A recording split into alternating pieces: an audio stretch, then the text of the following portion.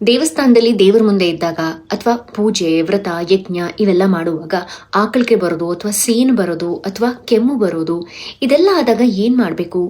ನಮ್ಮ ಧರ್ಮಶಾಸ್ತ್ರದ ಪ್ರಕಾರ ಈ ರೀತಿ ಯಾವುದಾದ್ರೂ ಅಪಚಾರ ಅನಿಸುವಂತಹ ಕಾರ್ಯಗಳಾದರೆ ತಕ್ಷಣ ನಾವು ಬಲಗಿವಿಯನ್ನು ಮುಟ್ಕೋತೀವಿ. ಹೀಗೆ ಬಲಗಿವಿಯನ್ನು ಮುಟ್ಕೊಂಡು ಸ್ವಲ್ಪ ಹೊತ್ಕೊಳ್ಳೋದ್ರಿಂದ ನಾವು ದೇವರನ್ನ ಕ್ಷಮಾಪಣೆ ಕೇಳೋದು ಅನ್ನುವಂಥ ಒಂದು ಅರ್ಥವನ್ನು ಕೊಡುತ್ತೆ. ಸೊ ಆಗ ಆದಂತಹ ಅಪಚಾರ ಸರಿ ಹೋಗುತ್ತೆ ಅನ್ನೋದು ಇದರ ಹಿಂದಿನ ಅರ್ಥ. ಆದರೆ ಹೀಗ್ಯಾಕೆ ಮಾಡ್ತೀವಿ? ಇದ್ರ ಹಿಂದೆ ಒಂದು ಪುರಾಣದ ಕಥೆಯೂ ಇದೆ, ಸೈನ್ಸು ಇದೆ. ಮೊದಲು ಕಥೆ ನೋಡೋದಾದರೆ, ಭಗೀರಥ ತಪಸ್ಸನ್ನು ಮಾಡಿ ಗಂಗೆಯನ್ನು ಧರಿಗೆ ಕರ್ಕೊಂಡ್ಬಂದಿದ್ದು ನಮಗೆ ಗೊತ್ತೇ ಇದೆ. ಹೀಗೆ ರಭಸದಿಂದ ಹರಿದು ಬಂದಂತಹ ಗಂಗೆ ಜಾಹ್ನು ಋಷಿ ಯಜ್ಞ ಮಾಡ್ತಿರುವಂತಹ ಯಾಗಶಾಲೆಯ ಮೇಲೆ ಹರಿದು ಯಜ್ಞಕ್ಕೆ ಭಂಗ ಮಾಡಿಬಿಡ್ತಾಳೆ. ಕೋಪಗೊಂಡಂತಹ ಜಾಹ್ನು ಋಷಿ ಗಂಗೆಯನ್ನು ಪೂರ್ತಿಯಾಗಿ ಕುಡಿದು ಆಪೋಷಣ ಮಾಡಿಬಿಡ್ತಾನೆ. ಆಗ ಭಗೀರಥ ಬಂದು ಜಹನು ಮಹಾಮುನಿಗಳನ್ನು ಬೇಡ್ಕೋತಾನೆ, ನಾನು ಒಂದು ಸಂಕಲ್ಪದಿಂದ ಗಂಗೆಯನ್ನು ಕರ್ಕೊಂಬಂದಿದ್ದೀನಿ, ದಯವಿಟ್ಟು ಗಂಗೆಗೆ ಬಿಡುಗಡೆ ಕೊಡಿ ಅಂತ.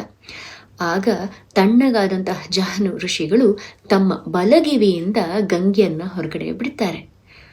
ಆಗ ಜಹನು ಋಷಿಯ ಮಗಳಾಗಿ ಜಾಹ್ನವಿ ಅನ್ನುವಂಥ ಹೆಸರನ್ನ ಗಂಗೆ ಪಡ್ಕೋತಾಳೆ.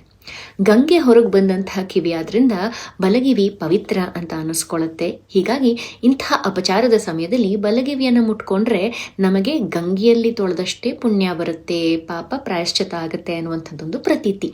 ಬಟ್ ಯೋಗಶಾಸ್ತ್ರದ ಪ್ರಕಾರ ನೋಡೋದಾದರೆ ಅಥವಾ ಸೈಂಟಿಫಿಕಲಿ ನೋಡೋದಾದರೆ ಇಲ್ಲಿರುವಂಥ ಮರ್ಮ ಪಾಯಿಂಟ್ಸ್ ಏನಿದೆ, ನಮ್ಮ ಬಲಗೈನ ಕಡೆಯ ನೋಡೋದಾದರೆ ನಮ್ಮ ಬಲಗೈ ಅನ್ನುವಂಥದ್ದು ಇಡಾನಾಡಿ, ಸೂರ್ಯ ಶಕ್ತಿ, ಅಲರ್ಟ್ನೆಸ್ನ ಸಂಕೇತ. ಇಲ್ಲಿ ಒಂದಷ್ಟು ಮರ್ಮ ಪಾಯಿಂಟ್ಸು ಕೂಡ ಇರುತ್ತೆ. ಹೀಗಾಗಿ ಇಲ್ಲಿ ಈ ರೀತಿ ಪ್ರೆಸ್ ಮಾಡ್ಕೊಳ್ಳೋದು, ರಬ್ ಮಾಡ್ಕೊಳ್ಳೋದು ಮಾಡೋದ್ರಿಂದ ನಾವು ಮತ್ತೆ ಅಲರ್ಟ್ ಆಗ್ತೀವಿ. ಏನಾದರೂ ಆಲಸಿತನ ಇದ್ದರೆ ಅದೆಲ್ಲ ಕೂಡ ಹೋಗುತ್ತೆ, ಬ್ರೈನ್ ಆ್ಯಕ್ಟಿವ್ ಆಗುತ್ತೆ ಅನ್ನೋದು ಇದ್ರ ಹಿಂದಿರುವಂತಹ ಒಂದು ಅರ್ಥ. ಸೊ ಮುಂದಿನ ಸಲ ನಿಮಗೆ ಕೆಮ್ಮು ಸೀನು ಈ ರೀತಿ ಯಾವುದಾದ್ರೂ ಬಂದರೆ ಏನು ಮಾಡಬೇಕು ಗೊತ್ತಲ್ಲ?